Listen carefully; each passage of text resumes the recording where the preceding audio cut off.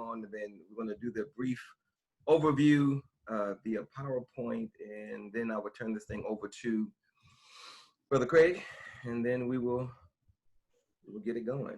Give me a quick second to share my screen. And before Craig speaks, I'm gonna get y'all again. Where the brothers at?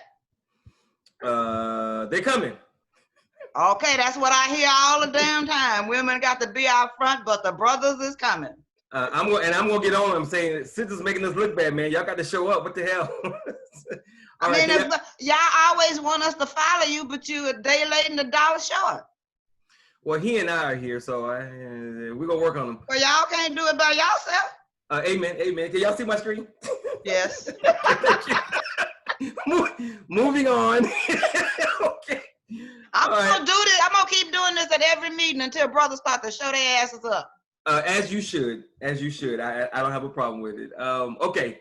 The Black Gold Nation presents Cinematic Connections for Revolutionary Change, an engaging, enlightening, and entertaining assessment of movies as it relates to the forward progress of Black people in America, Africa, and the diaspora. What is the Black Gold Nation movement? The Black Gold Nation movement is an international organization that seeks to liberate and save Black people by establishing our own towns/cities whereby we control the environment to make our people bigger, better, and stronger. It is our contention in this organization that when we allow other people to control any aspect of our environment, we lose. When we give other people control of any system within our environment, we lose.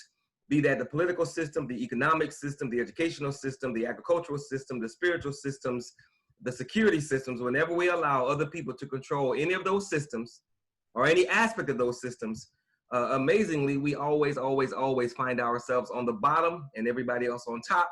So we want to reverse that. Historically speaking, amazingly, interestingly enough, when we are in control of our environment, we not only do quite well, but we outperform other people, which is why they continually destroy anything that we put together to build, to move the Black forward. Why we came to be based on the understandings, teachings, practices, and strategies of past and current organizations that the Black Gold Nation movement's leadership has lived, studied, and or taught, and the need to continue doing. We build upon the successes, minus the mistakes, to provide our people solutions that work now to implement a 100-year plan to build power. Because we understand that everybody that came before us, every leader, every organization, every movement, all of them were trying to do a righteous thing, but all of them failed for a number of reasons. Because they were trying to do a righteous thing, because they failed, means that that righteous thing still needs to be done, and someone has to do it. So since we are here in 2020 moving forward, we want to pick up that baton, pick up that banner, and run our leg of the race as best we can. Because we also understand that all of them were successful in a number of ways. We want to build upon those successes via that study of what they've done, what they did, but not make the same mistake that they made, or to cover those gaps or plug those holes that they had or existed during their time. So we understand that the work still has to be done. We understand that we have to put our people in a position to win, and we cannot do that if we don't control the environment, the space in which we live. And more importantly, we understand that our people, Black people, are reactionary to everything. And we're reactionary to everything because we don't have the power to stop anything. It's like Brother Malcolm said, Black people aren't stupid. We're just too busy trying to survive to think about anything else. And we can't afford to continue to be that way. We absolutely must make time within our daily time ritual to put some time toward building power for our people, not just for tomorrow, not just for next week, but for the next 100 years. And we have to give that 100-year plan to our children so that they will add their 100-year plan onto that, so that we will always, as a people, we will always be 100 years out, and we won't be so reactionary to everything, because we'll have the power that we need to move ourselves, the black mind, body, spirit, and psyche forward. And of course, if we don't do that, then we will most certainly continue to lose. So with that, I'm going to turn this thing over to Brother Craig Lee, who's going to break down the documentary 13th. Brother Craig, it's on you. Good morning, everybody.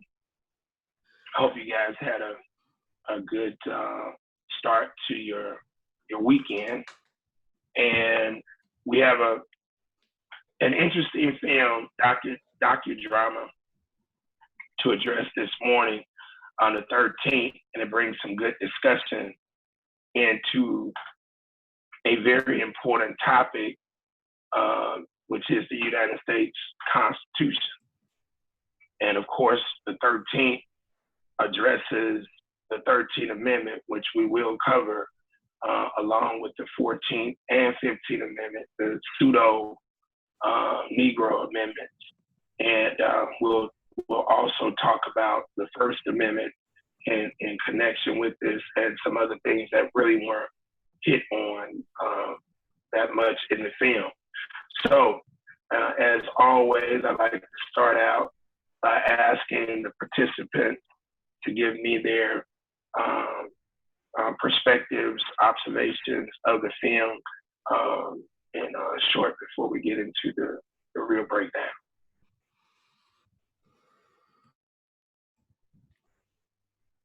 Who's up first? Who's up first? Has to be a sister. Y'all got us outnumbered. Figure it out.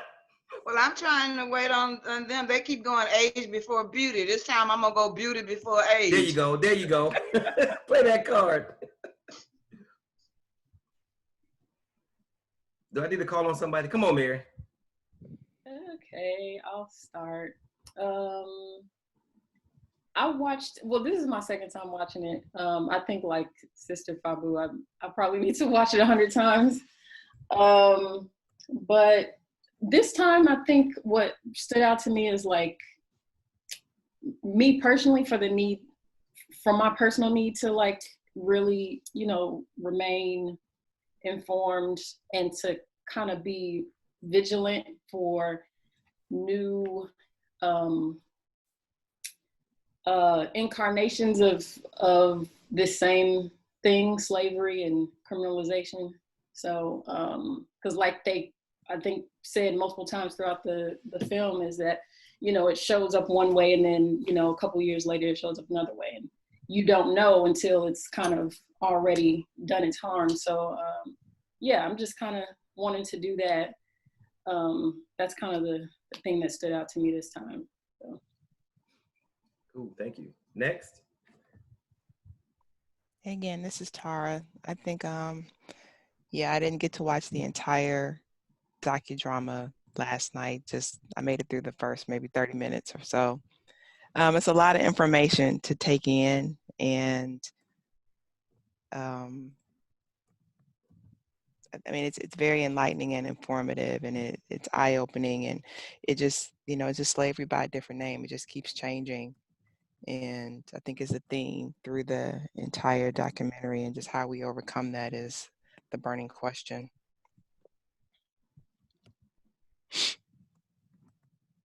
Next.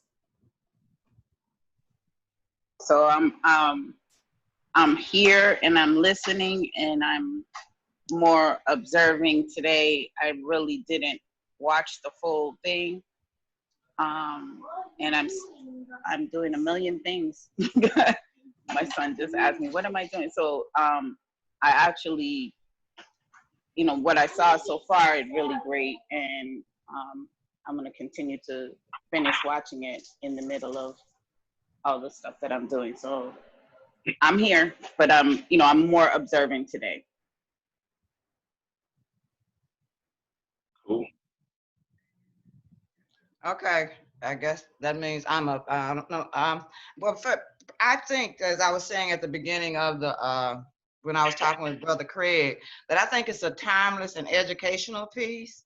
I think all of the narrators broke down their segments as well and as plain as they could. I also think that Ava DuVernay did a very good job with her selections of narrators. Now, my favorite were, of course, Van Jones, Malika Cyril, and Michelle Alexander.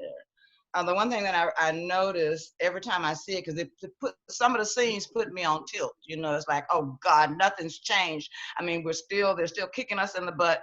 Even the images that they use from decade to decade are still driving home that the black man is the criminal, no matter which clip they put up, or what era it was, the image was that it was the black man. I've seen it, like I said earlier, several times, and every time I see it, I see something different. Like this time, I paid, and I don't know why, I paid particularly attention to the dates on the newspaper articles, you know, and it just blew my mind that nothing has changed. And here, one of the articles was April 13, 1937, and another one was 1935, and here we are still in this situation, this state. I mean, what is it going to take? And I really do believe that, I mean, I hate to think that we're like the frog that's put in that boiling water, and the frog keeps adjusting to the temperature of the water. And by the time the frog is ready to jump out of the water, realizing it's too late, he's exhausted because he's adjusted to the temperature of the water. And I know one time, and sometimes it grieves me to think of what my spiritual father said, Jermoja Bebe Ajman, said that, Sister Fabu, you know, sometimes it grieves me to, meaning himself, that Black people may be the only people that never really get free. And every time I hear that, it just breaks my heart, you know? But anyway, this movie is, like I said, it's a time, the docudrama is a timeless educational piece. And I think that every issue just, I hope it becomes a classic, so that, you know, when we in a museum one somewhere and somebody say, oh, that was Black people, and somebody can say, well, they tried to tell them. So yeah. I know that was long, but I'm gonna have to start being scripted so I don't just. All right, Dr. D, you the last one. Dr. D going once. Dr. D going, there we go. Hello. Good morning, everybody. Blissful rising. I really liked, because I never thought it from that prospect, from, also what Sister Fabu was saying, from back then to now, but also to see it in a point of seeing slavery and how they treat the criminals back then as well as today, but also that article in 1865, indentured servants to slavery, and that was changed, and that made me really think about it when I was watching and studying about the criminal system. And it just saddens my heart that we have not come any further in getting justice and equality for us. It just saddens my heart, it just broke my heart all the way around from the beginning to the end, to see we're still trapped. That's the best way to summarize it up for me. Cool. Thank you, Dr. D. For me, I've seen it before several times, not quite 100, but I'm gonna try and catch up to Sister Fabu. And I finished watching the rest of it. I think I had like 20 minutes left this morning. I was constantly reminded of Thursday's show, The Revolutionary Code, because Brother Craig is always trying to drive home the point of the philosophy, system, and game of capitalistic white supremacy and racism. And I'll be damned if that documentary does not clearly illustrate, portray, demonstrate, present the system and the game. So I was blown away. Every time I see it, I'm blown away at how interwoven everything is, how systematic and systemic everything is. And we have yet to, we Black people, we have yet to fully realize how to play the game, because we have yet to accept that their philosophy is how they roll. That's why I used to say we're playing checkers and they're playing chess. Shit, I think we play marbles, and they're playing chess, because we don't seem to get it. But I am often, how do I say, I'm emboldened by what we are doing in the Black Gold Nation movement. I was talking to Brother Craig last night briefly, and I personally, I am not, I'm not bothered so much about where we are headed or what we're going to do, because I know what needs to be done. I know what we need to do. So I'm not just in the dark with a flashlight trying to find my way. I'm just trying to find people to assist us so we can pave the way and do our own thing. And for me personally, that makes all the difference because I am not clueless. I do know a few things that can help us change everything. It's just a matter of finding the right people to help us make it so. So absolutely phenomenal. I agree with Sister Fabu. It not only needs to be a classic, but again, as Brother Craig was saying on Thursday, we need to completely revamp, we Black people, revamp our educational system. Because we know their system, not only is it not for us and it's never been for us, but it's not teaching us anything. So as we seek to redevelop, revamp, reconstruct our educational system, this documentary has to be one of the foundational pieces. Because this thing clearly lays out that from the beginning, when they say, yeah, y'all can be free, but we need to make this money. And damn it, we can't make this money without your physical labor. And the documentary laid that out beautifully with ALEC, corporations, blah, blah, blah. So anyway, I thought it was absolutely phenomenal.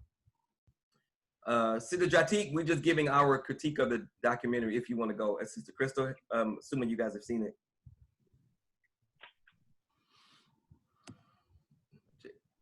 As far as a critique, it was good. I like how they had the graph like every couple of years showing the increase in the incarceration rates. I thought that was good to see a visual. That's it. Is that it? Sister Crystal, have you seen the documentary, 13th? Sister Crystal, there you go. I've seen it in the past. I haven't seen it recently. Okay, you want to give us your assessment of it really quickly? I'm really here to listen to what you all had to say. Like I said, I listened to it in the past. It was several months ago. So as you all start talking or what have you, probably bring back some memories. But I have not had time. Not making up any excuse. I'm here basically to support, understand what I'm going through personally. So I did not have time to look at the 13th. Cool. And say to Monty, you know what I'm going through. Yeah, amen. I think everybody knows since everybody's paying attention on base camp. Okay. But anyway, Brother Craig, go ahead. All right. So the first question I want to ask, that's how I want to start it today, because with this being a docudrama, they are hitting on a real life situation here in the United States. And so with the 13th Amendment, which is connected to the Constitution of the United States of America Corporation, this legislation, which gets back into understanding the importance of governmental politics, is a very critical piece of legislation. So I want to ask everybody on the call one simple question. Do you think or believe that you are free? And if so, why or why not? Do you believe that you're free? Meaning slavery, you're not enslaved. And if so, why or why not? I don't think we are free because we don't have the ability, the flexibility. We don't have what we need to do our own thing as we see fit. We are still too connected to a system that's anti-us. So no, I don't think we're free. Okay. Next. I agree. We're not free. We live in a system of white supremacy, where we're controlled and indoctrinated by, what we're told, and we're told what we should believe and not believe and so forth. So no, we're not free. This is Crystal. We're not free because we don't have the power, wealth, and resources. Living in this country, majority, over 87% is owned and controlled by the dominant white race, and the other 13% is up for grab for everyone else, including the dominant white race. So no, we're not free. You need power. You need power. Definitely are going to talk about that because this whole documentary is about power. Next. I would say we're not free. We're free to move about and try to navigate the box that we're kind of put in as far as the laws. You know, we have the illusion of freedom. Let's say if we buy a house, you know, that house can be taken from us anytime, you know, if we don't do X, Y, Z. You know, you can't live off the grid. You're not allowed to live off the grid, you know, because it's not allowed.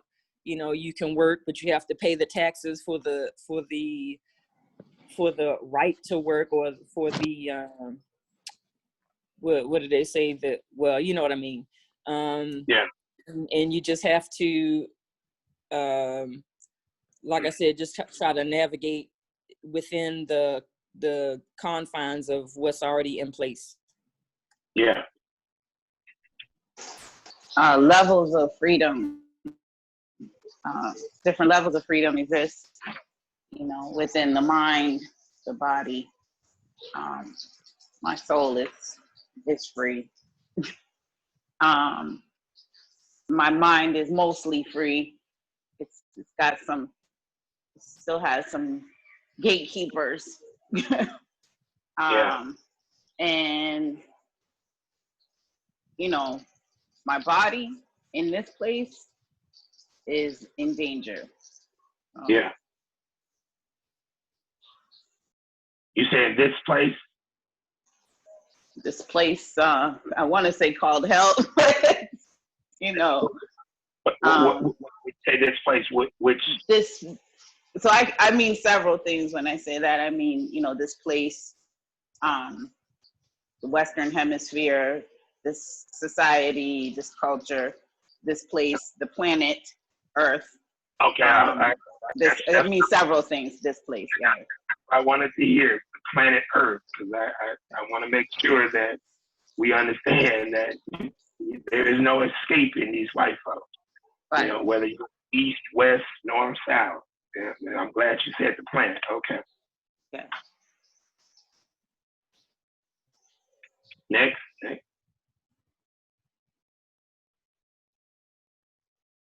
Anybody else? Sister Fabu? Okay. No, I do not think we're free. I have the altruistic idea that until a critical mass of us are free, none of us are free. And by that, I mean, we are not free to control our own destiny or govern ourselves according to our own authority. Okay, cool. I think that's everybody.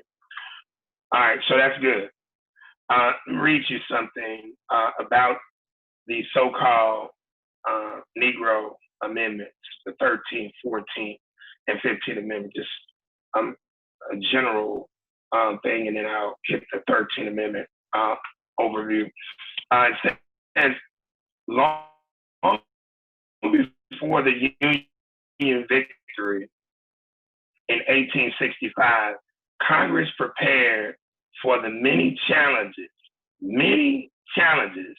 the nation would face at war's end, particularly the integration of 4 million new emancipated African Americans into the political life of the nation, and the readmission to federal representation of former states in rebellion.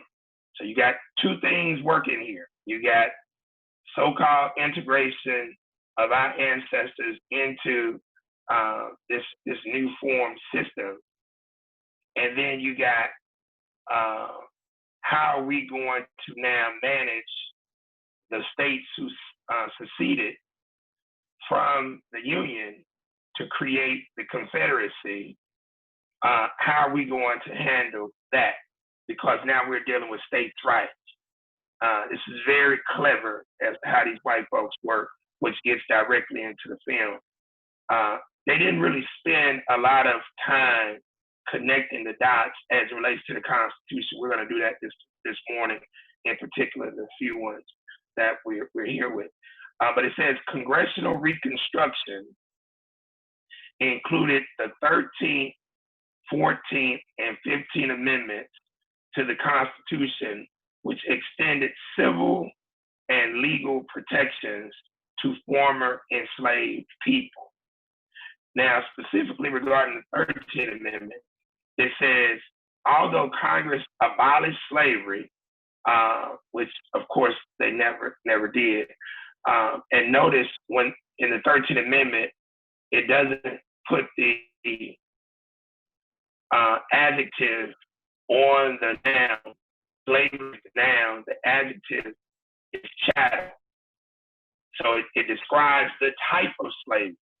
And that's very important that we understand what chattel is, because that's a legal and corporate term that we need to be very, very clear about in the United States. But although Congress abolished slavery in the District of Columbia in 1862, and President Lincoln's Emancipation Proclamation ended the practice of slavery in rebellious states in 1863. Now, no, that is a lie. That is a complete lie, but this is what they pushed in history.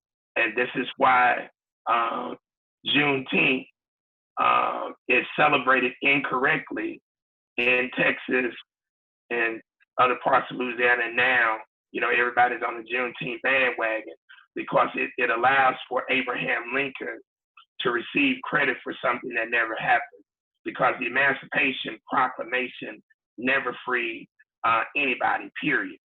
But this was a war tactic that was actually used. At war's end in 1865, the question of slavery had not been resolved at the national level. And Abraham Lincoln is quoted as saying, if he could preserve the Union and preserve slavery, he would. So for Dr. Martin Luther King and all these other people who helped to promote and perpetuate that lie, they're helping to promote and perpetuate white supremacy. The federal government required new state constitutions in former Confederate states to include the abolition of slavery. But there was nothing to prevent states, get this, from reinstituting the practice with revised state constitutions. And this is where this whole ALEC deal that we see in the film, all this was going on way back when. This ALEC is just the evolution of very clever legal minds putting together formulated pieces of legislation, and they passed them around throughout the country. Governors talk, mayors talk, city council people talk. That's the game, okay? And they if something works in one place, they're going to use it in another place, especially when you have 13 states that were lock, step, and barrel within the overall dynamic. Senators Lyman Trumbull of Illinois, Charles Sumner of Massachusetts, and John Henderson of Missouri sponsored resolutions for a constitutional amendment to abolish slavery nationwide. The 13th Amendment, passed by the Senate on April the 8th, 1864, and by the House on January the 31st, 1865, that is your real so-called liberation right now. And although it's pseudo, that's where it was at. And ratified by the United States, the states on December the 6th, 1865, abolished slavery within the United States or any place subject to their jurisdiction. Congress required former Confederate states to ratify the 13th Amendment as a condition of regaining federal representation. This is very critical. That, and I know most people, regardless of ethnicity or gender, have never read the Constitution, any of it.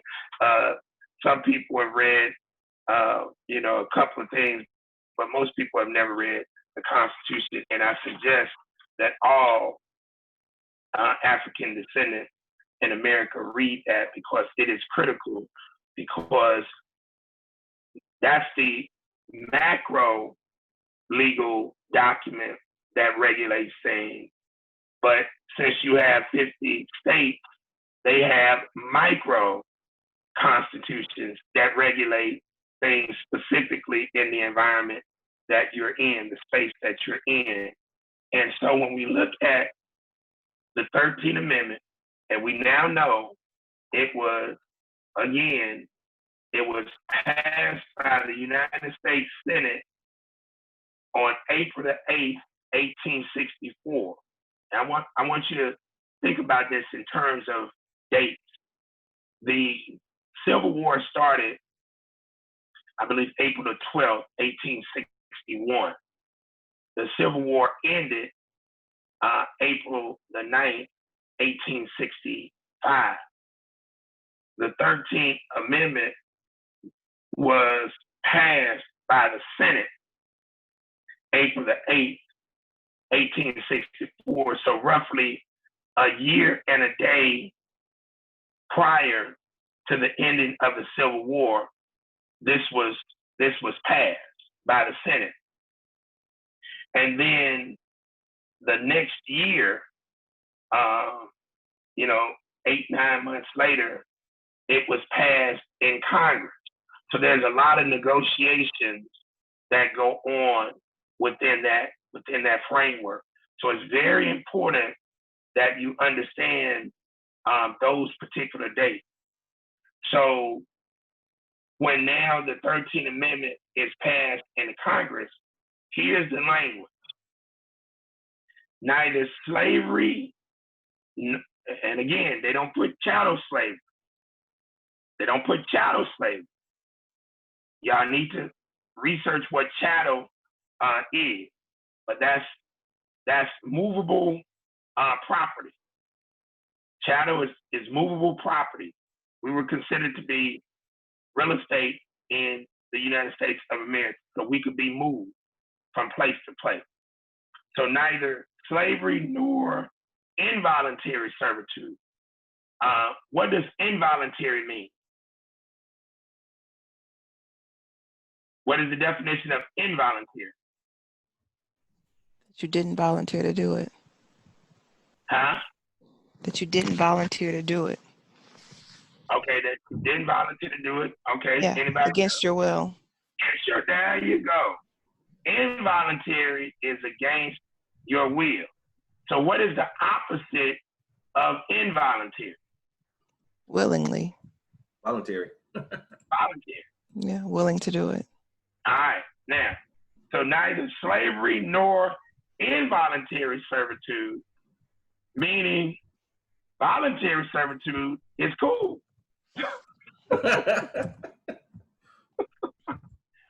So, except as punishment, except, and this is the part they hit on in the film, except as punishment for a crime whereof the party shall have duly been convicted. This was brought out in the film because in the film, let me see if somebody was picking up on this. What percentage of the cases that people are being tried for so-called criminal offenses, what percentage in the film did they bring out that they said most of these cases never go to trial? Y'all remember? 97%. 97%, correct, Dr. D. 97%. So Dr. D, is that being duly convicted if you don't go to trial? No. So now we get into the game of plea bargain. See, when people talk about this game, and they ask me, why do you say philosophy, system, and game? Because it's all three. You got to know the philosophy. You got to understand the systematic construct. And then there's a game being played within the system with the philosophy always at the forefront. And the philosophy is always based on two things: white supremacy and the divine right of divine right of kings is the control of the overall system. But the other term is, the other philosophy that white supremacists use is manifest destiny. Now, does anybody on the call other than Brother Kamani know what manifest destiny is?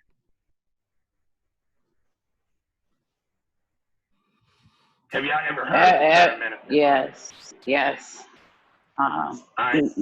You had the right to decide your own destiny. You know, you what you envision for your life and yourself, and the pursuit of creating that, the ability to create that happening. Who has that right? I do. You notice the laugh, right? I'm gonna keep telling it, right? Now she's correct, but she's at the end, she admits that she's fictionalizing who actually has that right. Manifest destiny is a philosophical construct and intellectual property creation by the architects, engineers of the philosophy, system, and game of capitalist white supremacy, racism, that says it is our goddamn destiny. God, and that's why you got to know who God is. God ain't the creator. Those are two different entities. But God ordained us to control every goddamn thing in the universe. White man's burden. Okay. That's why I was gonna say that they did that manifest destiny on 3 pillars: God, gold, and glory. Yeah. And they mean that. Yep. And now their manifest destiny has matriculated from physical Earth into now outer space. They want to control shit in outer space. So, and they mean this too. So when I hear Negroes talking about taking up arms against these crackers, I try my best not to call our people stupid, but it's really stupid to even sit up and believe that you're gonna go to war with the goddamn people who make the gun and the damn ammunition that you're using in order to say you're gonna go to war, when they can watch you from outer space. Or you muted. There you go. You muted. There you go. I know somebody tried to call me. I had to decline that. So manifest destiny is the basis, along with white supremacy, of how these cats roll. So when they put this 13th Amendment together, they did so in a very clever way, because they had to maintain the system that they had created. So this was being worked out a year before, really a couple of years before, in the event that the Southern states lost, they worked this out. So in comes this book. Now, you need to get this book, because although the 13th is a decent documentary, you really need to see this particular deal, Slavery by Another Name, and read this particular book, because this is what everything that was in the film, the 13th, was based on. Slavery by Another Name, meaning the convict leasing program, because this allows slavery to be reclassified legally again, because chattel slavery was already legal. So now they went to basically, as Malcolm X says, you have a knife stuck in my back 12 inches. And so now you pull it out 6 inches, I'm still being stabbed. But this is how the game philosophy, system, and game is played. Let me add to that, Brother Craig. Also, blackgoldmedia.net, where you can watch the review of that documentary and that book, because he's already done it. Yeah. And so, but it says here, the party shall have been duly convicted, shall exist within the United States or any place subject to their jurisdiction. That's what the legislation said. Now, if you don't know the backstory of that, let me give you the backstory. Congress passed the 13th Amendment to the Constitution outlawing slavery before the Civil War had ended. Once the war was over, white Southerners passed laws, and they really didn't get into these. Michelle Alexander mentioned it a little bit. She mentions it more in her book, but DuVernay glossed over it. But this laid the foundation for everything. So the film really should have gotten deep into the Black Code. But Southerners passed laws known as Black Codes to keep freedmen from exercising their rights. And Congress responded by passing a Civil Rights Act in what year? 1866. Not the 1964. That was the second Civil Rights Act that came about. Now just think about that. You had to have a second Civil Rights Act passed and a second what? Voting Rights Act passed. That's how diabolical these crackers are. But the Negro loves them. And the Negro loves them because they have been indoctrinated to love and not know what time it really is. But by passing the Civil Rights Act of 1866 to ensure Black citizenship, which is bullshit too. We're going to talk about that. Listen to this. Congress overrode President Andrew Johnson's veto and went further, passing the 14th Amendment. When enfranchised African Americans began exercising political power, white Southerners and organizations like the Ku Klux Klan targeted them with violence and intimidation, especially after 1867. To protect Black voting rights, Congress passed the 15th Amendment. The 15th Amendment, however, did not outlaw, get this, literacy tests, poll taxes, and other methods that might prevent poor Blacks and whites from voting.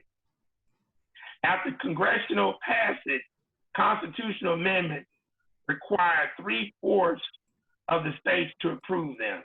By 1871, 31 states out of the 37 had ratified the 14th and 15th Amendments. So even back then, all of the states didn't even want to participate on the bullshit legislation that was being proposed. Now, there was something very important mentioned in the film by one of Ronald Reagan's advisors. Actually, it was Nixon's advisors as it relates to their Southern strategy. Do you all remember the Southern strategy that was put in the film? Was that the one that he didn't want them to admit that they knew? Remember? True. Yeah, that's the one where he was laying out the game plan, and he said, "Y'all can't say that we talked about this. You just don't say this, but here it is." Exactly. They laid it all out. And the Southern strategy, which under Roosevelt, Negroes had already started to be enamored by the Democratic Party because of the governmental programs under the New Deal.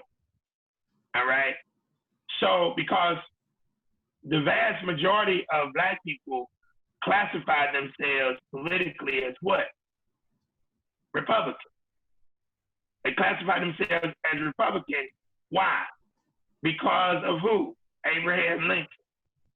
because they considered him the great emancipator. And that's a part of the mythology that exists in the United States. There's never any critical discussion of Abraham Lincoln, damn sure not in elementary school and junior high, nor high school. And for the most part, you don't even get critical discussion in college. And because most people do not go to college and there's no critical discussion of Lincoln, the Constitution, and all of these particular things, the whole game is to perpetuate ignorance and stupidity while allowing people to believe that they're smart and can handle their own affairs. And the vast majority of people cannot do that and will never be able to do that. They've been crippled mentally, intellectually, within the overall game. And that's where the concept of white man's burden comes in. How do we keep oppressing people while simultaneously allowing them to believe that they're free, while simultaneously allowing them to believe that they're smart, while we know that we're enabling and making them dependent on us, and we're making them stupid? How do we do this and still create the illusion that we're a nice and gentle and kind and loving nation? That's the white man's burden. And they really believe it, okay? And you gotta know that they believe it, because if you don't, you're gonna constantly get played in this game. So the Southern strategy in the movie, in the film, it talks about how under Nixon, they began to recruit Southern Democrats to flip and come on over to the Republican Party. But the flip had already started even before then, because there was a precursor Southern strategy to do exactly what Nixon and his advisors talked about in terms of the overall game. But the interesting thing about that, and they say it in this documentary, they have it on tape. The white boy, and it's so clever. It's so clever. They know they cannot oppress the majority, and we're talking, when I say majority of African descendants in America, I'm talking about 95 to 90 to 98%, 99% of our people. They know they cannot achieve this, Brother Tamani, without also simultaneously oppressing who? Their own grassroots people? Exactly. They have to oppress a percentage of their own people, right, in order to get the majority of us. And we don't get that. Now, in war, Brother Tamani, what is that called? Propaganda? Nope. You've been in the military. There you go, Sister Papu. Collateral damage.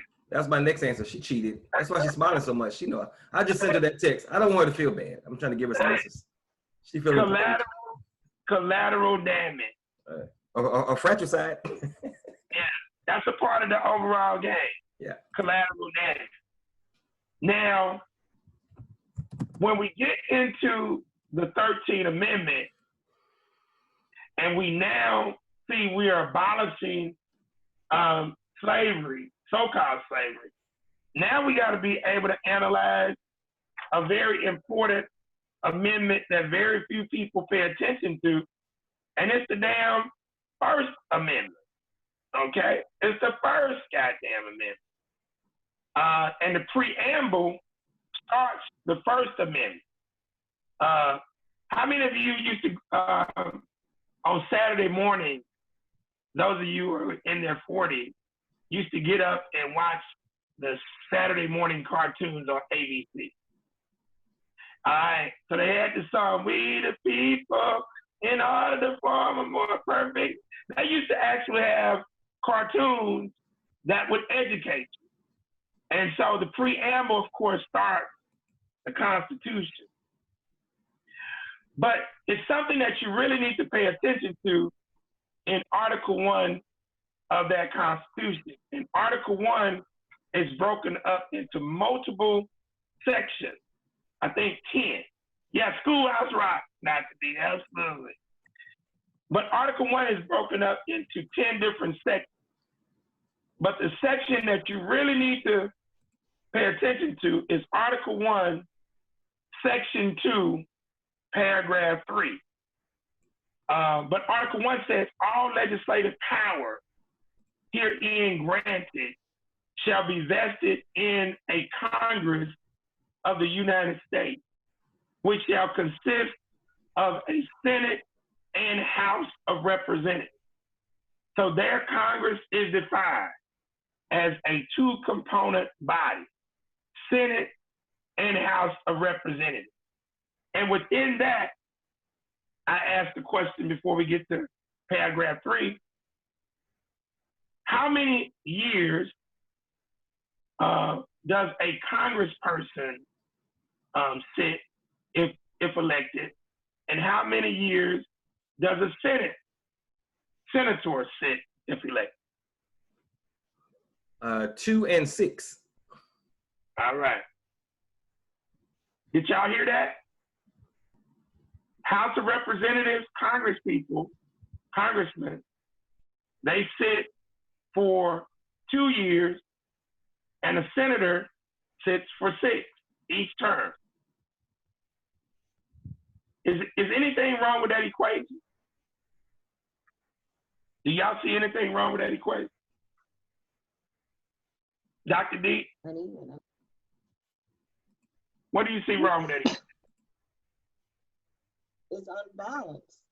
And the one that has 6 years has more, I feel, more time to influence other members to their way of thinking and their way of training. I like training a dog, you know what I mean, to come to their way of power. That's all. Exactly. And then what about the 2 years? What's your thought on that?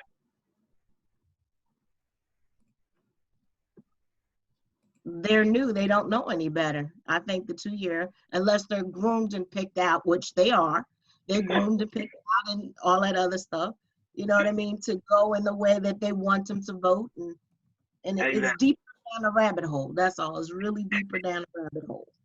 Exactly. And so when you see the female talking all this shit up in New York, the Latino female, just a figurehead for a more powerful contingent, because the hypocrisy about congressional seats is this: time you win, once you win, guess what you're already prepared to do?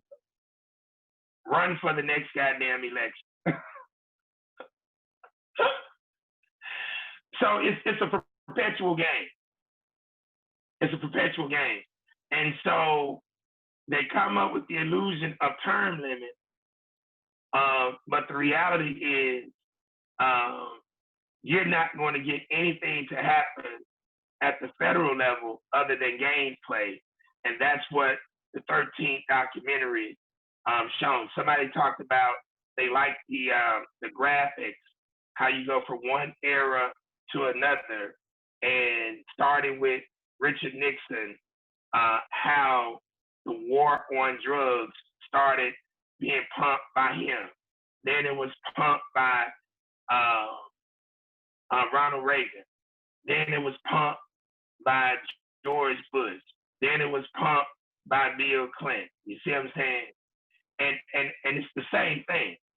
And finally, they needed to pump it with Obama, and of course now with Donald Trump.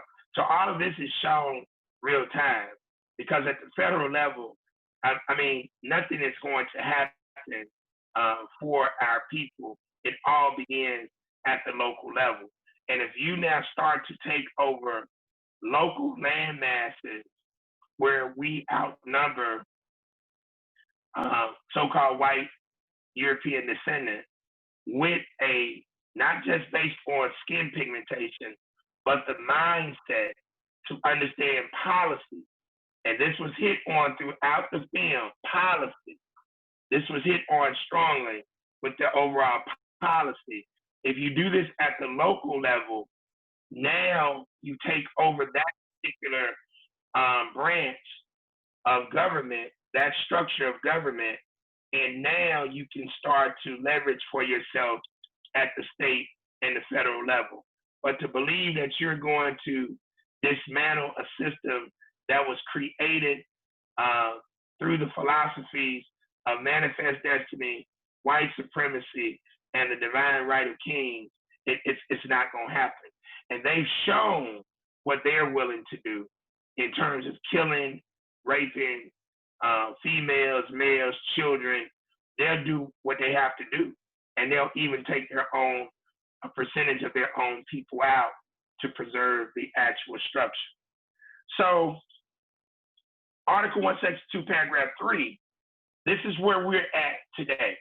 It says, representatives and direct taxes shall be apportioned among the several states which may be included within this union, according to their respective numbers, which shall be determined by adding to the whole number of free persons,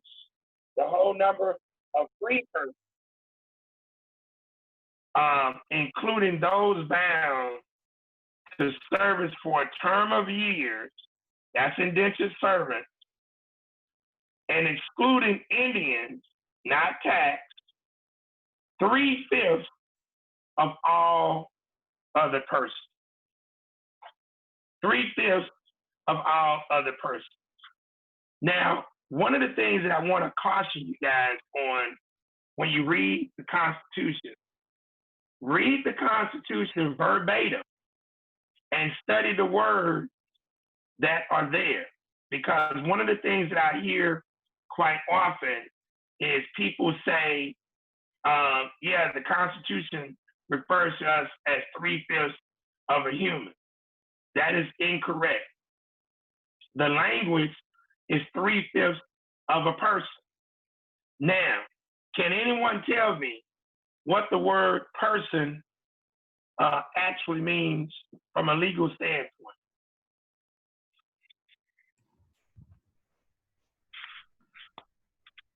Anybody? Nope. I can guess. What do you believe the word person means? I think from the white American perspective, I would assume it would mean someone who has the ability to own property or land or vote. That would be my guess. All right. Anybody else? I would follow along with what he said and say it's a person that can conduct business and transactions and represent themselves. Because I know sometimes businesses can be seen as have personhood. All right then. So we're not just talking about a human.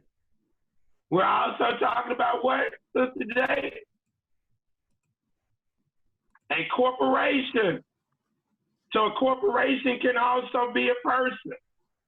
So when we look at Article 1, Section 2, Paragraph 3 of the United States Constitution, and they say 3/5 of a person, Sister Jati, when we're talking about the corporate person, what makes up or who makes up a corporation? What is the term for those people?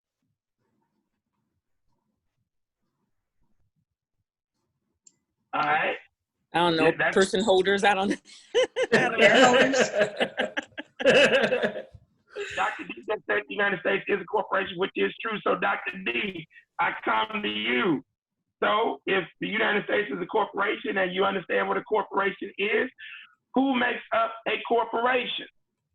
What are they called? Shareholders. Shareholders. Shareholders. Those are the owners of the corporation. So a person can be a corporation. So if the corporation is a person and shareholders make up the corporation person and shareholders are human persons, and we were already devalued as humans, when they say 3/5 of all other persons, what were they saying in regards to us? You cannot be a principal. What's the word? you can't be someone who owns a piece of this corporation. Exactly. You will not be a goddamn shareholder in the corporation of the United States of America. And so you start out with a negotiation, and this is the North-South compromise. So the damn North, when they started doing the Constitution, the South said, hey man, we want these wonderful Negroes of ours to be considered 100% person. And the North said, are you crazy? Y'all got them in chattel slavery. So we say they're 30% of a person. And the South says, no, they're gonna be 90%. And the North says 40%. And they keep on negotiating down because this is about political power. Somebody said it earlier, I think it was Melanie, Sister Rhea, about power. They negotiated our ass, even during slavery, to say, well, we're 3/5 of a damn shareholder inside of the United States Corporation. Now, none of this was mentioned in the film, The 13th. But in order to understand why they set the 13th Amendment up the way that they did, you got to understand Article 1, Section 2, Paragraph 3. Because you were already devalued as humans, and you were never going to be considered to be a person in America. What other piece of legislation came about and really became a Supreme Court decision that echoed Article 1, Section 2, Paragraph 3, that was also not mentioned in the film, The 13th? That should have been mentioned. And this happened 8 years before, well, no, it happened 4 years before the Civil War began. I don't know. It's called the Dred Scott decision. Okay. Do you all know what the Dred Scott decision is? Anybody? The black man has no rights that a white man, I'm just paraphrasing, is bound to respect. Right. Okay, that's good. Anybody else?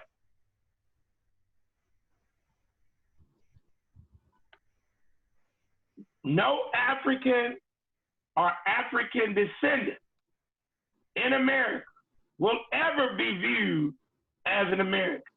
They will never be respected as an American. They will never be benefit from the American structure. That's the Dred Scott decision, 1857. Judge Roger B. Taney, Chief Justice, and it passed 7-2. Jesus. Wow. This is not even mentioned in the film. But you need to understand it because all of this was already in existence. This is what you're up against. This is what we're up against. So now, you know, I heard in preparation for this morning's discussion, you know, the NBA and LeBron is my young brother, but and these cats, I got love for them, but they don't know what the hell they're doing. Isaiah was on this morning a few days ago, and he gave some, or attempted to give some historical context. He sounded good, but when you peel back what the hell he was saying, he wasn't saying a goddamn thing. And it just sounded like Martin Luther King 3.0. And when you don't know what you're talking about, and you go in to deal with these goddamn people, they're gonna eat you up and spit you out. And they can hear the words that you're saying and you don't know. You know a few things. Like he talked about white status, black status, the intellectual property creation of the term white. And the best thing that I've ever heard came from Dr. Claude Anderson, where he talked about race. And these Negroes still don't get it. But he said straight up, he said this is a race. And in a race, you have competitors. And in this human race, the competitors are teams, and they're identified by colors. Mm. They're identified by colors. And the best team in the NFL, identified by color, is not the Saints, is not the Cowboys. They have colors in their deal, and they have logos. But the best team in the NFL that's identified by color, which is their goddamn mascot now, their logo is the Cleveland Browns. Their whole damn thing is called Brown. Okay. They're just the damn Brown. You got a brown team, a red team, a yellow team, a white team. Get it? But our dumb ass, we want to get caught up in nationality and tribalism. And we really believe that that's a solution. What white folks, the architects and the engineers have done is taken their factions and they synergize them under Team White. We're still trying to be structured under a tribal system. But within that overall construct, that's the only way we're going to be able to get out of it, because those of us who represent Team Black, and again, you got Team Negroes out here, but Team Black, we have to basically solidify ourselves in such a manner to understand the Dred Scott decision and all of these other decisions that even predated the 13th Amendment, because that's why they are never going to change field. If they change field, that means they start to lose, and they're not going to lose. They just figure out different ways of changing the game to give you the illusion that everything is progressing when it's not. And that's what we continually miss, Brother Craig, is that we don't understand that this whole thing is about power. It's about having the ability to impose your will on other people. And we think it's about equality. We think it's about respect. We think, and that's why the boycott doesn't make any sense, because if you're trying to boycott or to get your message across, it's best to do when people are looking at you playing the game. But we're confused on so much, man, and that's why we continually lose, because we get caught up in the rhetoric of a symptom of the problem as opposed to understanding what the problem is really about. Exactly. Because like I told you, we only have two problems as African descendants in America. Yep. And the number one problem we cannot do anything directly about, and that is the philosophy, system, and game of capitalistic white supremacy racism. Our number two problem, which is no empowerment, and that means the ability to control your destiny, we can directly impact that spiritually, culturally, educationally, economically, socially, and politically. And when we do that, that's going to have a major indirect impact on the philosophy, system, and game of capitalist white supremacy. It is not going to stop that, but it will begin to make a major dent in that, because now it would be easy to now take out of 50 million African descendants, mobilize and organize 20 million of them to now control at least 20 to 30% of our disposable income inside of this corporation. Now, schools like what Sister Ray is trying to do, what Sister Jacqueline is trying to do on the East Coast, the concepts of the Black Code Nation, all of these things would be funded and would have structural protection inside of local municipalities throughout the United States. And you don't need everybody to do that.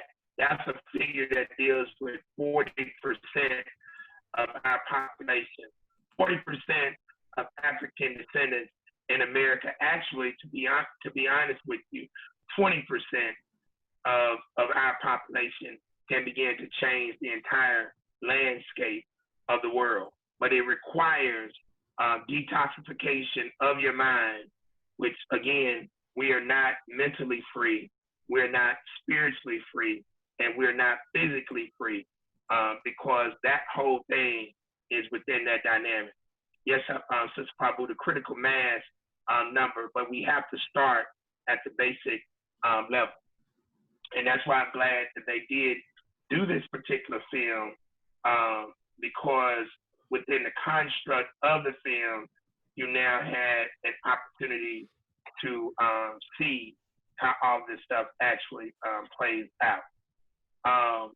The 13th Amendment then goes into the 14th Amendment, and I'm just going to read section 1 of that, because the white folks use this amendment to now create opportunities for themselves, their future generations. Section 1 of the 14th Amendment says, all persons, that's why you got to know what person means. All persons born or naturalized in the United States and subject to the jurisdiction thereof are citizens of the United States and of the state wherein they reside. Well, that's already a problem, because Article 1, Section 2, Paragraph 3 of the Constitution referred to us as 3/5 of a person. So in law, in order for that term to now represent us in a new way, you have to provide legal redress of the initial term as it had us defined. You can't just say we're 3/5 of a person in one part of the document, and then in the same document, we're now all persons, when that has never been legally addressed and rectified. It says, no state shall make or enforce any law which shall abridge the privileges or immunities of citizens of the United States, nor shall any state deprive any person of life, liberty, or property without due process of the law, nor deny to any person within its jurisdiction the equal protection of the law. See, the 14th Amendment was supposed to be designed for us. The 13th Amendment was supposed to be designed for us. But if you look at the language, there's nothing in the language specific to us, period. They wrote it ambiguously and generally in order for themselves, their future generations, to fit within that overall dynamic. And you say, well, Craig, you can't be specific in language. Well, again, if you go to Article 1, Section 2, Paragraph 3, they specifically reference Indians. Okay, it's specifically there. They speak to us as 3/5 of a person because we were the only ones left after you identified the number of free persons. See, the number of free persons, that was 99% white. Those bound to service or term for years, those are indentured servants that came from Scotland, Ireland, whatever. Those were indentured servants. Then they specified the Indians, and hell, who else is left? Us. And so that's where that overall situation comes in. I have a question. Okay. Does that specific reference to Indians highlight the importance of us knowing that some of the Indians was us? Because we were already here. So some of our people, some Africans, had already traveled to this part of the world. Yeah. Some of them had. But the whole concept of Indians is an interesting thing. Were they Indians? No, they weren't. They were African people who had come to this particular land. So where does that term come from? I just prefer to say indigenous or aboriginal. Mm-hmm. There were some entities in the southern tip of this new world who were here. They had traveled here, but we got a lot of confusion going on Right. around this concept. A lot of confusion. Yeah. And this is where people are trying to fit Right. to make this proclamation. Right. Yeah. Yeah. But that's never going to fit because they've already created the narrative as to who Indians are, and instead of the people who are of African descent who are claiming Indian, claiming that, stating for the record that they're African who came here before anybody else, and they're indigenous, they're trying to go under the term Indian, and you're not going to take that term. So you're saying just like go ahead. I was just about to say, just like Nick Cannon, when he talked about the original Jews being so-called us, Mm-hmm. they're gonna fight you on that brand name because that's the brand name that they tricked the whole world on. So you're saying it doesn't matter what we seek to call ourselves or label ourselves or whatever, because it's about how they define it per their document. Exactly. Okay. And you're not gonna change their goddamn document. You gotta have power. You gotta have power to do that. Right. So in a nutshell, they're saying, well, that's nice, but that's not how we meant it. That's not what we were talking about. And that's not who we were talking about. Yeah, we're not talking about. They're not going to revive. Listen, man. They still in 2020 are teaching what in elementary, junior high, and high school? That who discovered America? Columbus. My bad, somebody was trying to call. Columbus. They still are teaching that Columbus discovered America. Yeah. They don't give a goddamn. They know it's a lie, but they're gonna keep on with the lie. Yeah. And people in Illinois, they are upset that the Columbus statue is being targeted for removal in a particular park because that gives their Italian brand some credibility. So people have been following lies for all of this time, and they're willing to fight you to keep the lie going. Mm-hmm. And that's just the reality of America. So hell no, they're not gonna change their history and their legal documentation for us. And then the 15th Amendment is broken up into two sections, Section 1 and Section 2, real short. The right of citizens of the United States to vote shall not be denied or abridged by the United States or by any state on account of race, color, or previous condition of servitude. So because they didn't come in and specify that, the states come in and say, okay, we're not going to deny them on race, color, or previous condition of servitude. But how many goddamn jelly beans are in this jar? How many words are in the goddamn Constitution? Recite the goddamn Constitution. And it says, the Congress shall have power to enforce this article by appropriate legislation. So they already knew. So now this was in 1870. So it took 95 years for them to now eliminate the discrimination that existed when you went to go vote. That's how the 1965 Voting Rights Act came into play. Yeah. You get it? Yeah.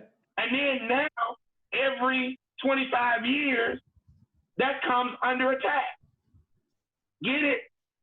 So if your goddamn vote didn't matter, why the hell would they create all of the legislation to stop your punk ass from voting?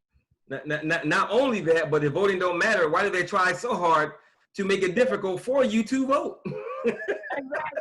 As a matter of fact, in the movie, in the documentary, the white boy says that we don't want everybody voting. Exactly. The more people that vote, the less likely it is that we are going to win. That was Ronald Reagan's head person. Which is telling. So now, at the end of the day, you take yourself out of the game. And I said Ronald Reagan, I meant Richard Nixon. That was his head person who made that statement in the film. Yep. We don't want your ass to vote. That's right. Okay. So part of the game that's going on right now is to create chaos and confusion, which will paralyze people not to vote, not only for president and vice president, but for other positions across the board. And these are things that we have to contend with. So the Black Gold Nation, along with what we're doing here in Louisiana with LACE, we have to use very clever strategy and tactics to get our people involved in this overall process. Now, what did you all think about the part in the film when they brought up Alec? When they brought up Alec, A-L-E-C, what did you all think about that? The first thing I did was screenshot it so I can make some investments, because I figure those companies are not going anywhere. That's smart. Make sure you get an updated screenshot, because a lot of those companies have left. They're just doing things behind the scenes. Yeah. Anybody else? I thought I was already aware of Alec and what they do and how they do it. Again, as I said in the beginning, I think it just highlighted the interwoven nature of this game that they play. I think it all goes back to money and free labor, and they are going to do everything they can to get it. And then when the white dude was talking about how many different industries are involved in the whole imprisonment thing, from the telephone calls to the food, to, I mean, everything. It's become a multi-billion-dollar industry, not just the incarceration of human beings, but to ensure that they can take care of you while they are incarcerating you. So it really makes you wonder, in their minds, is this a too big to fail kind of thing? We got to uphold this thing because it's interwoven within too many industries. So to me, it just highlighted just how much of a spider web this thing is, which is heavy. Anybody else? I think that when I look at it, that they are maximizing their position and their power over us. But it also makes me think that we should open our own prison, but not to maximize our print upon ourselves and rehabilitating our men and putting out a system that starts to reconstruct what they're trying to break down in us. All right, so let me address that right quick, Will. How do you think a prison is allowed to exist? You mean finance? How they finance? No. How do you think they come into existence? Well, I think that prisons come into existence through zip codes. When I say zip codes, because people are pulled from particular zip codes into prisons, right?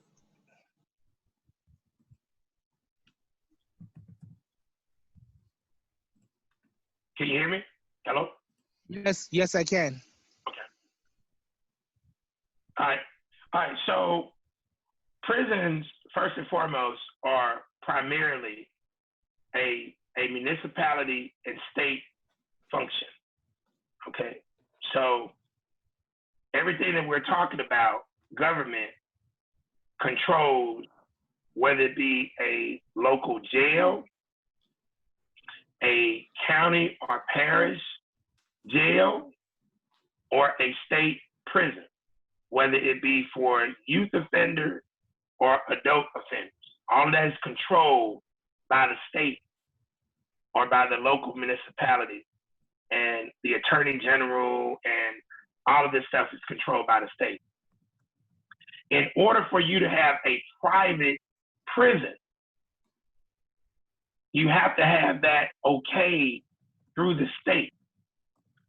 They're not just going to allow you to say, okay, we got money and we want to create a prison. There's a lot of politics involved in that process. And so at the end of the day, that's an idea, I can tell you from a political standpoint, that would be dead on arrival in terms of an actual prison that did reform and things of that nature. The only way that you would be able to get that handled up on is to have control inside of the state legislature.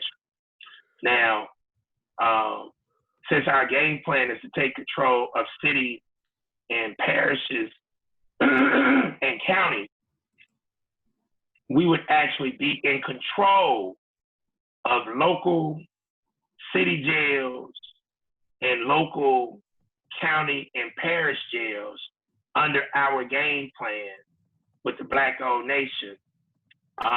But all of that is a function of mobilizing and organizing grassroots people. When I see a lot of the naive activity that's going on around the United States surrounding Black Lives Matter, what the activists don't understand is that if you want to control the police department and set policy, control the sheriff department and set policy, and control the marshal's department and set policy, and control the DA's office and set policy, and control the judicial courts, city and district, and set policy and judgment.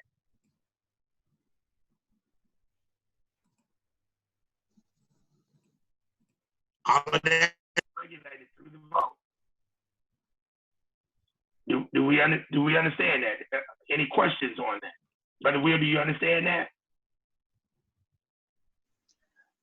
Brother, I didn't hear the last piece you said. All right, so the last part, what part did you hear? What part did you hear? I heard the part about setting policy, and then after that, I didn't hear you. You went out. All right, so in order to control the law enforcement component, whether it's the police department, the sheriff department, or the marshal's department,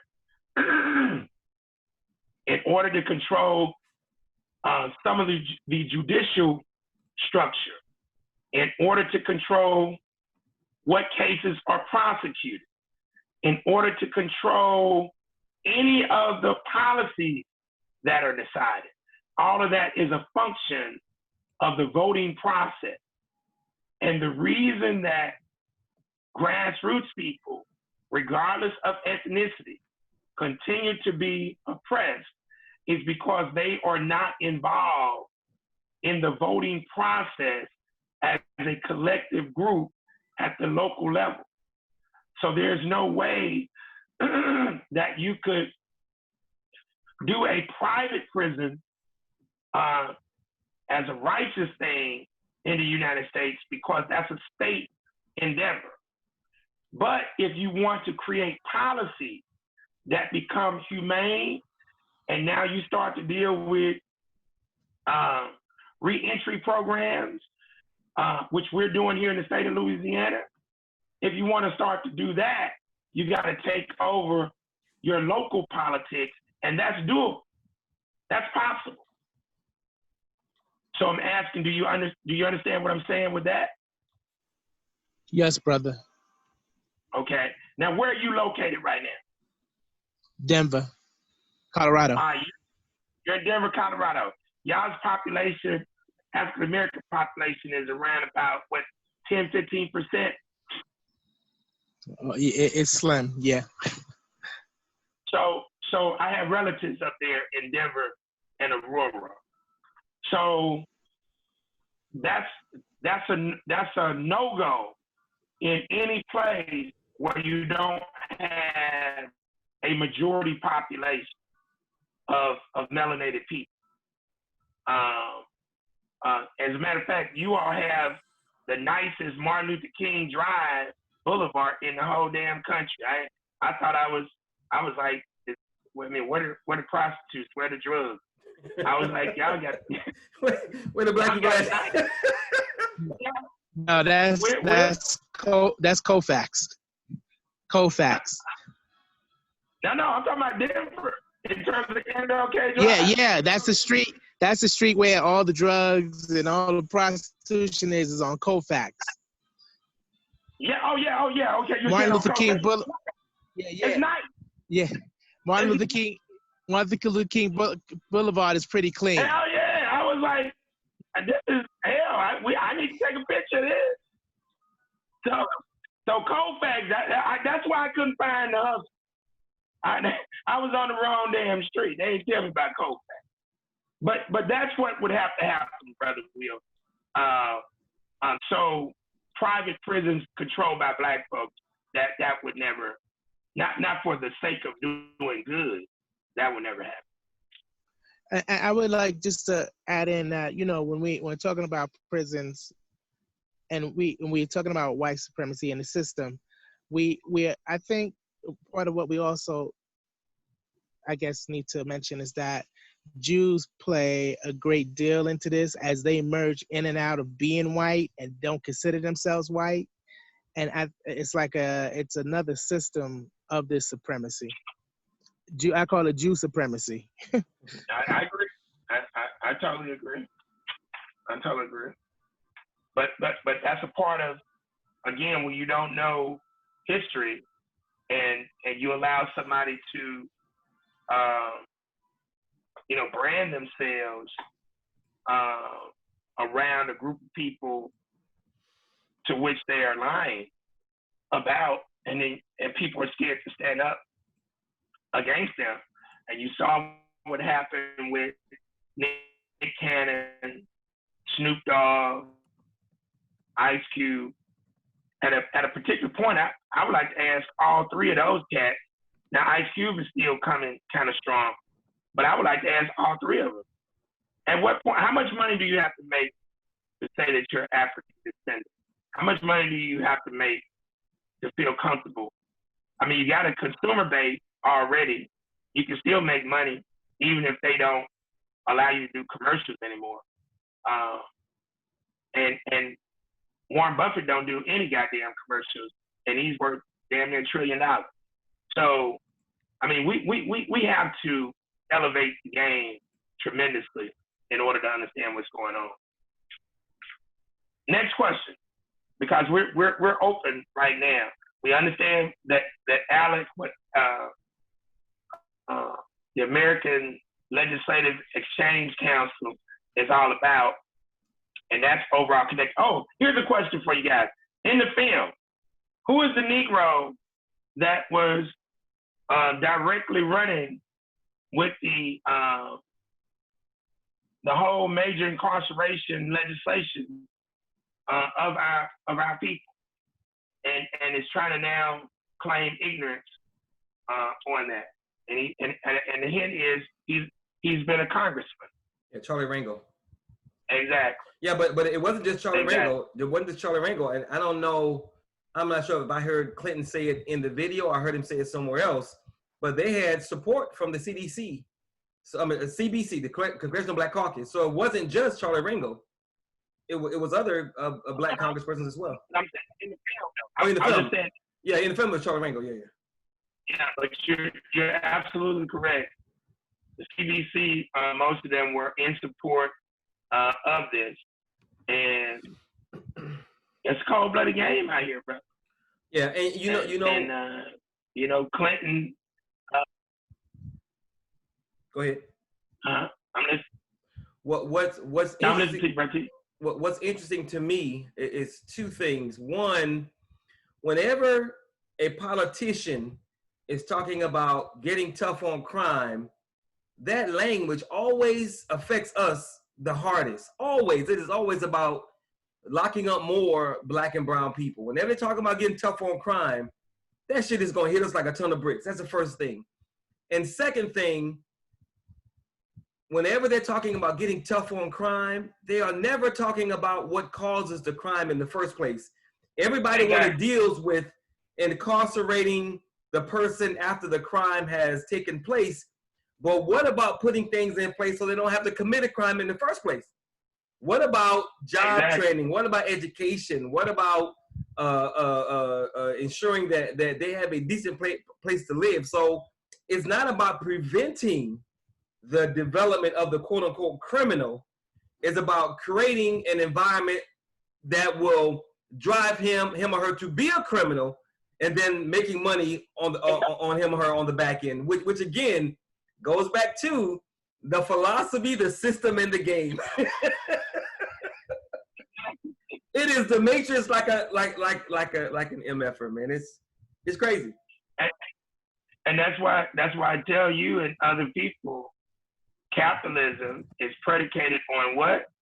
The creation, maintenance, and expansion of a permanent underclass. So now the corporations who do not want to pay Sister Fabu, Sister Rhea, Sister Mary, Sister Jati, Sister Tara, they don't want to have to pay their ass no 50 and 60, 100,000, 200,000 a year. God damn it. Shit. I want to be able to get away with paying 5,000, 4,000, 2,000. How do we do that? Well, we use the United States Constitution. Wait a minute. The United States Constitution frees us. It's a wonderful document. No, it allows your ass to be a slave. I hate when I hear Black people say our founding fathers. I'm like, what the hell are you talking about? It's crazy, man.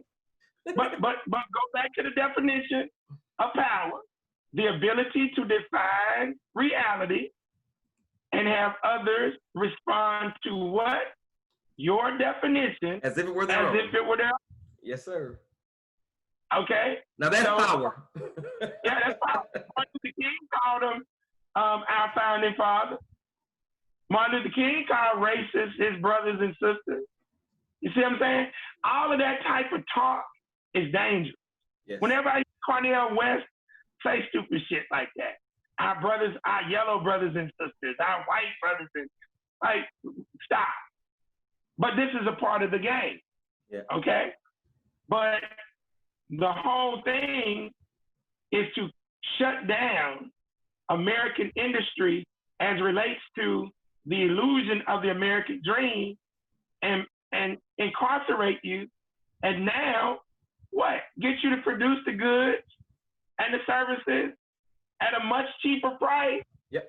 And guess who has to take care of the health care for your ass? The taxpayer. Yeah. Guess who has to take care of your electricity and your water? The taxpayer. You see what I'm saying? Yeah. That's a cold-blooded game. Huh? And the corporation, they just cut the deal with the state and the legislature and the prison warden. They cut the deal, and it's beautiful. It's the matrix, man. It's the matrix. It's what it is, and they are the machines that run it. Exactly. Any other questions? We're in the open session now. Yes. Yes. As I watch that, as we are being imprisoned, as we are being shot and killed, and people are receiving settlements from being wrongfully imprisoned or for their loved ones being killed, a lot of this money is going back into the system through taxes, through the manipulations of the lawyers. And I think that, like we used to have lawyers who do ambulance chasing, we need to start to assemble a team that helps these families recoup a good portion of their money, but also get them in the mindset of how to use that money as a weapon, to weaponize their money, because we use money as a pillow and not a hammer. Yeah. If those families are open to fighting for their people and themselves. Oh, I mean, I totally agree with you. I'll tell you because I've done several of these here in Shreveport, Bossier. I'm working on a few right now. But I'm gonna tell you, Brother Will, it's real tough dealing with our people, man. Yep. You advocate for them, and then they put the screw on you. There's a young brother who was murdered last year. I was brought in on that case and navigated for the family, advocated, showed them how to maneuver. And fortunately for them, the murder happened on a residential property by a retired white deputy sheriff. So I was the one that laid the strategy out to go after the homeowner's insurance, not only for money, but to get a full disclosure of what happened, the investigation. They got a check, and guess how much they cut the grassroots advocate who guided them towards the check? $0. Zero. I mean, brother, it's so difficult when you're really, really in this thing, and you have to deal with the fact that we got, like, since the George Floyd situation right here in Shreveport, we've had about almost 30 murders, man. Negro on Negro. And just the other day, a white boy felt compelled to take out a star athlete here in the city of Shreveport because the Negroes are constantly killing each other. So that allowed him to believe that he could pull up alongside this young brother, 17 years old, who had just finished football practice, blast him, and take off. You know, it's the complexity of everything that we have to deal with that is directly rooted into chattel slavery on our behalf and on behalf of these white folks. It's so enormous, man. I'm just being honest with you, man. The majority of people couldn't scratch the surface on 1% of all of this stuff. And so they just try to escape the best way they can. And for those of us who are committed to the fight, we just have to keep on fighting and come up with the game plan to at least create a few prototypes and pass the baton on to the next generation. Because the way it's going right now, it's way too much gameplay. The Black Lives Matter pseudo movement is a farce. Most of your organizations are compromised, and so I'm going to be reaching out to LeBron and Ice Cube and David Banner again. Tamani has already tried to reach out to these people, but I'm going to reach out again and see if we can get them to partnership with legitimate grassroots revolutionaries to see what's what. As Will was talking, the first thing that came to mind was the first two pillars of empowerment, which is spirituality and right culture. Very, very, very good idea that Will shared. But if you don't have the right spirituality, if you don't have the right culture, if you don't have the right education and understanding, you're never going to think that way. And a lot of our people make that mistake of presenting solutions that are logical to a people who are illogical. We are psychologically damaged. We've been conditioned to think anti our own forward progress and survival. So presenting a solution that makes all the sense in the world that does not include spirituality, right culture, a reconditioning process, a new educational foundation, it'll never happen. And that's what a lot of us miss. We don't understand what we're up against, and we don't understand what we're dealing with. So presenting a solution that's 1 + 1 = 2, we don't get, because we'll get 8. You know, brother. That's true.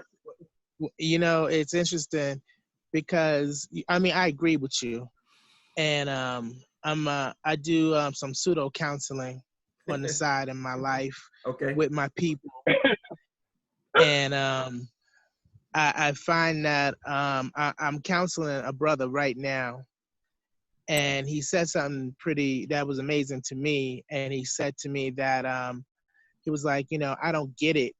I've been counseling him for maybe about 3 weeks now, and he was like, I don't get it. He was like, I need a book for dummies on what you're telling me.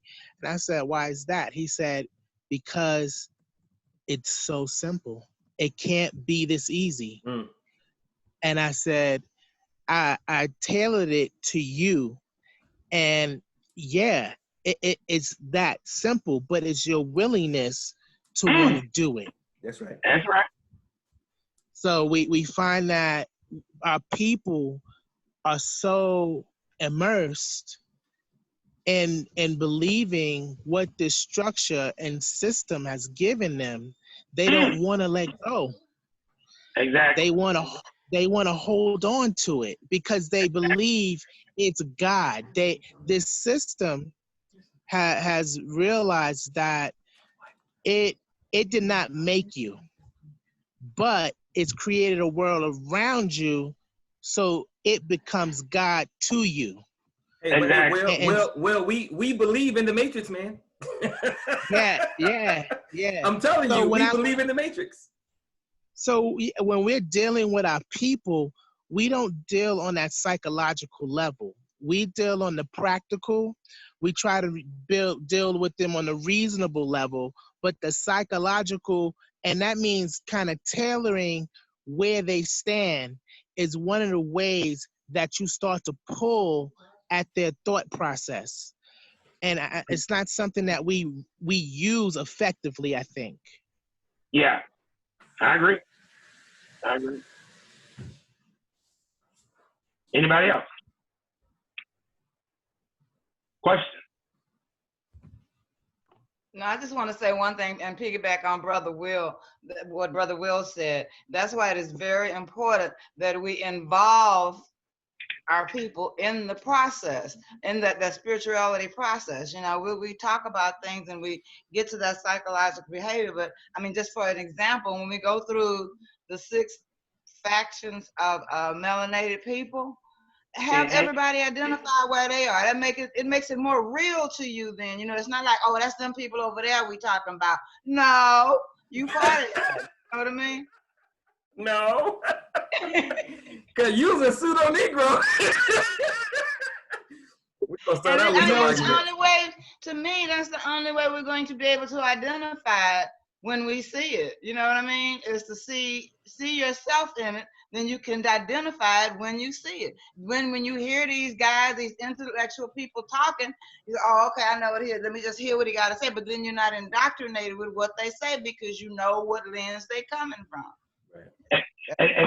And that's interesting, Sister Fabu, because as I was referencing the Isaiah Thomas interview with Stephen A. Smith on First Take, he said something. He kept on talking about, and this is the new term, and I know y'all hear it all the time, systemic racism, systemic racism, systemic racism. You hear it all the time. So I asked my research partner facetiously, I said, what is non-systemic racism? Because if you got systemic racism, you have to have non-systemic racism.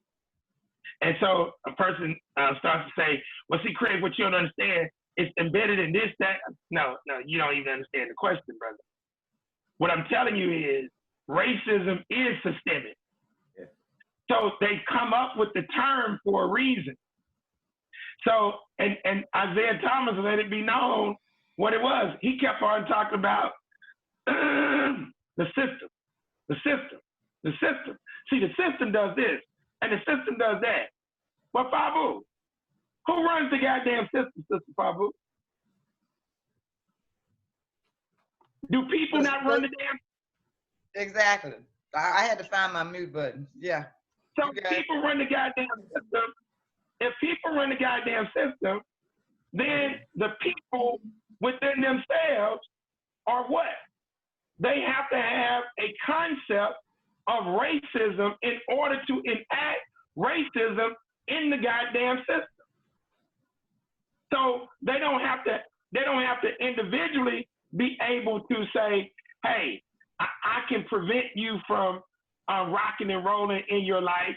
But if I'm now a part of the system and I got a job in the system, police officer, firefighter, legislator, judge, teacher. See, so you want to make it seem like the damn system is this ambiguous goddamn thing that's just going around doing this. No, it's people who make the goddamn system. And I'm just listening to Isaiah, but he sounds like he knows what the hell he's talking about now. They always He do. sounded good. He sounded good. But now if you have to ask him the question, he wouldn't be able to answer. But it all goes to the part that we really don't want to accept how these white folks roll. Most Negroes really believe that racism, white supremacy is something that is taught to the people. And while they do have curriculum in that, this is something that is embedded in these white folks. It's just, You know, I was thinking about when you talk about words and how they use words and play word games and we don't understand it. It takes me back to when I used to watch the Cowboys and Indians, always rooting for the Cowboys. And the Indian would always say, white man speak it with forked tongue. And that has stuck with me all my life. At first I didn't understand what he meant. And then when you start watching them in their treaties, you know, when they would start making their treaties and things, he'll be saying one thing and you think you understand it. And you really don't, because he meant a whole different thing by the usage of words. And I try to tell people all the time, that does not mean the same thing. If it did, they wouldn't have two different words for it, you know? Nobody seems to get that. Yep. Yep. And they can't get it, Sister Fabu, because part of the process to getting this is to appreciate learning at an early age. And since so much focus, when you look at the Black codes, for example, again, something that really wasn't hit on in the film. Listen to one of the Black codes. I'm gonna bring this out. So they hit on civil rights, labor contracts, vagrancy, apprenticeship. Let me give you a prime example. Southern Black codes provided another source of labor for white employers. Black orphans and children of vagrants or other destitute parents. The South Carolina Code authorized courts to apprentice such Black children against their will to an employer until age 21 for males and 18 for females. Masters had the right to inflict moderate punishment on their apprentices and to recapture runaways. But the code also required masters to provide food and clothing to their apprentices, teach them a trade, and send them to school. This is after slavery. Yep. These are the Black codes. Okay? So in the state of Louisiana, we had a Black code that was still on the book that dealt with the non-unanimous jury verdict. Louisiana was one of only 2 states just up until a few years ago where in order to be convicted of any crime, all it took was 10 jurors to say that your ass did it. 2 of them could dissent and say, no, we don't believe he did it. And your ass still would get convicted versus the unanimous jury verdict where you need 12-0. That's how Louisiana became the leading prison state in the world. See, I'm from the state that has the highest incarceration of prisoners anywhere in the world, right here, but it's based on the legislative practices. So John Legend, a lot of us fought a few years ago in 2018, and that law was eliminated. So now it takes 12-0. But again, inside of that system, guess what? How do you select a jury? Okay? Now, if your ass don't go vote, you're not gonna even be selected, you know, to serve on a goddamn jury. And then if you come in and you're, oh, I gotta go to work. So now you're gonna lie when they ask you certain questions. So now you're not gonna serve on a jury. So now you see a majority white jury that's insensitive.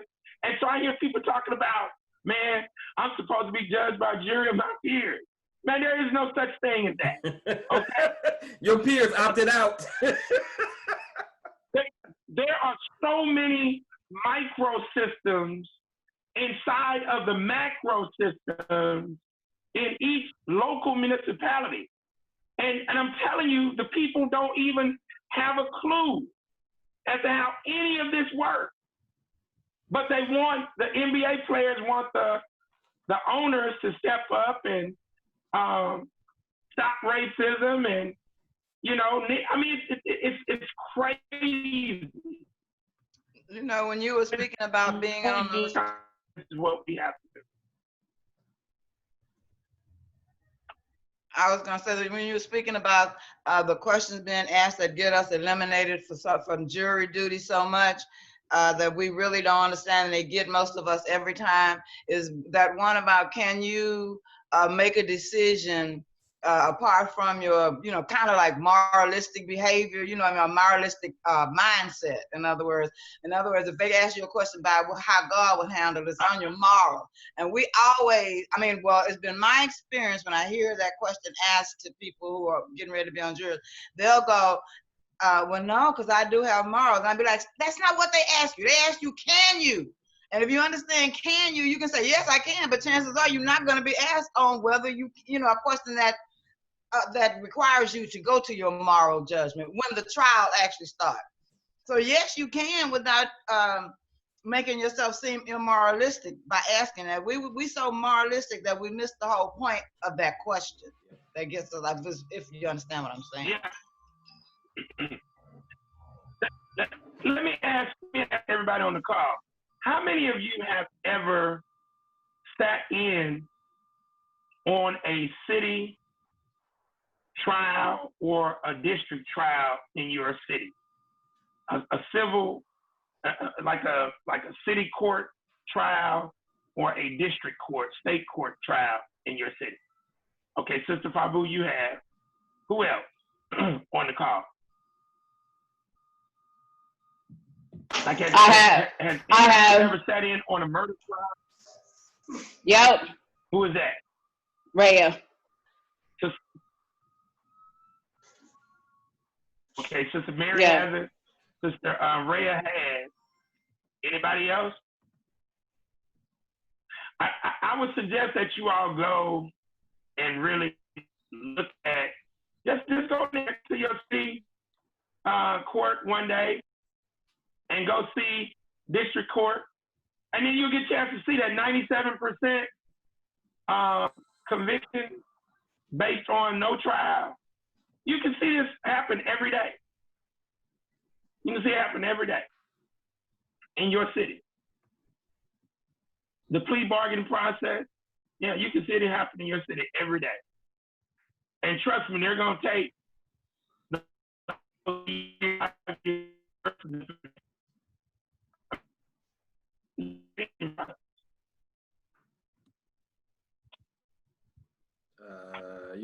you're breaking up. Craig, you still there? There you go, I think. Yeah, I'm here. Can you hear me? You can hear me? I can hear you now. Say that last statement again. I was saying, I suggest that people go to their city court, their district court, and just sit in on some trials, murder trials, rape trials, so they can see. how the plea bargain process works. I mean, it's fascinating. It's fascinating. And you go to city court, you can go to city court and you can see poor Black people every day getting convicted, loud noise, no insurance, car insurance. And you see how all of them plead. None of them try to fight the case. I think too what is so remarkable, I mean, to just watch is how related all the people who are in charge of your destiny at that moment are. The judge may be related to the prosecutor. Exactly. The prosecutor, and then the prosecutor is up there doing his job, and you'll watch them turn around and go, when the courtroom gets ready to break for lunch or something, they go to lunch together. And so they're all in there, and you think your lawyer working for you, but he just doing his job. Because I had to go to and what really made me, my nephew was murdered a couple of years ago, and we were going through the trial, and the prosecutor was really trying to make my nephew out to be, you would think he was trying to make him out to be a bad guy, but he didn't really give a damn, you know, and he was doing his job. And he came over to the family when the young man was found guilty. He came over to the family and said, gave us his deepest sympathy, and that he hopes that we understand that he was just doing his job. It's all a job within the process, and you need. And if people really understood this, when they talk about defunding the police, and they don't even have a clue. They don't even have a clue, because you got secretaries, you got 911 operators. All of this is connected. You got clerks for the judges. I mean, it's a serious system that goes on that's fueled by the whole prison industrial complex. And the municipalities don't have corporations that's gonna hire these people. Yeah. Okay, it's 11:08. We got to bring this thing to a close. So does anyone have a question or comment for Brother Craig about the documentary 13th or anything that he covered today? Anybody else have a question or comment for Brother Craig before we close it out? I have a comment. This is Crystal. I want to say that we Blacks, we are willfully, actively participants in our oppression. I sit here hearing, you know, we're constantly talking about what the system, which is made up of people, what they're doing to us. We should be annihilating the system. We shouldn't be trying to fit into the system. Also, I believe that if we could provide the basic needs to our people, that's how we gain their allegiance, loyalty, so on and so forth. See, right now, we can't do anything because the non-Blacks are providing their basic needs. So they're not going to bite the hand that feeds them. Yeah, that's true. I totally agree. That's it. Okay. Yeah, you'll get no disagreement with me, Sister Crystal, on that reality. Cool. Does anybody else have a question or comment for Brother Craig? Anybody going once? Anybody going twice? All right, Brother Craig, you want to close it out? Last remarks? Like I said, study your Constitution. Study the 13th, 14th, 15th Amendment.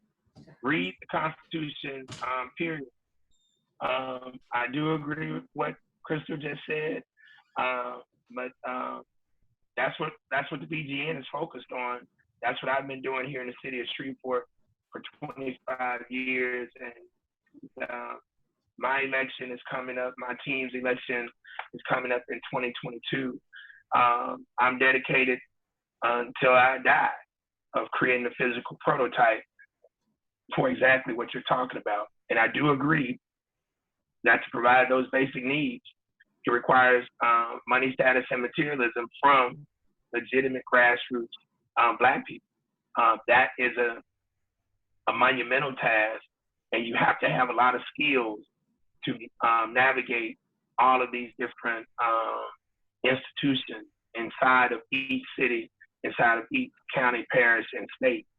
And so while it is monumental, I'm thankful to be connected with Brother DuVernay and talented melanated Black folks that we have on this call and throughout the country who are working with BBN. But I don't deal in idealism. I deal in realistic optimism. I do believe that if we work together, mobilize and organize legitimate grassroots Black people around those 6 pillars of empowerment, and we leverage money, status, and materialism, and we take control by local governmental structures and through an economic system, we'll be able to make some things happen and pass the baton on to the next generation. But definitely look, read, keep your eyes open, go from preamble all the way through, study the word of the Constitution, and then study your state constitution as well, and study the Black codes, because all of this still is going on in the 21st century. Cool. Thank you, brother. Dr. D, Sister Rhea, and Sister Fabu, I'll be sending the link immediately after this meeting for our brief chat. So with that, I want to first thank you guys for being a part. This movie review was a little longer than the other ones, but it's a lot of information, obviously, that we have to cover, and we have to continue to talk about it because we absolutely must understand the Constitution, what's in it, where we are discussed in it, which lays out everything as it relates to the 13th and everything else that has happened and is continuing to happen to us. We're not here to just educate, and we're most certainly not trying to simply entertain you. We're trying to give you information that you need to understand that you need to be a part of something that's about building power for our people. What Sister Crystal said, we absolutely believe and are focused on doing that. But you cannot dismantle the system to create your own if you don't understand how to do that. And you most certainly can't make that happen if you don't have control of geographic space, which we are focused on doing right now. So, Will, we want you to continue to be a part. Go to blackgomedia.net, watch a few episodes of the Revolutionary Code to give you a better understanding of what we're talking about, what our solution is moving forward. Because again, we're not here to just talk. We're trying to find Black people who are ready to do something and then bring them into a system that is about that doing, not based on assumption, but based on proven expertise of people that are doing it. So with that, again, thank you guys for being a part. I sincerely appreciate it. Always remember 2 things. No one can do everything, but if everyone does something, everything will get done. And absolutely always remember that nothing is more sacred than the liberation and salvation of Black people. So with that, you guys have a wonderful day. I'll talk to you guys soon. Thank you again. Later, peace. Peace, peace.